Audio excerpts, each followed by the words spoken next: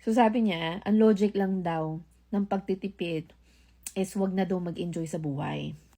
Sige, isa-isahin natin to. Wag na daw mamasyal sa ibang province.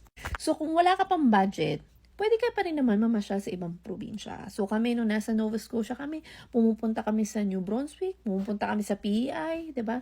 Malapit na probinsya. Yung kaya mong i-drive. Kaya din namin pumunta ng Quebec, malapit lang naman 'yun. Pero hindi kami gumagastos sa mga mamahaling hotel. Tipid ka muna.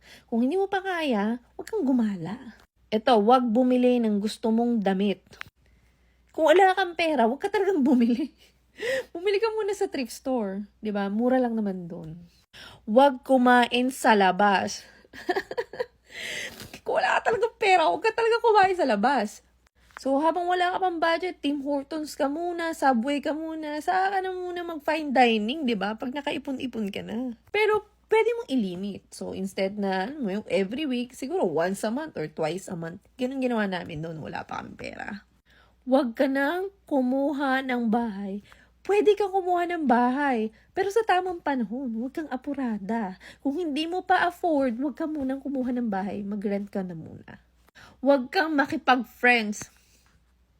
Pwede ka naman magkaroon ng friends kahit wala kang pera.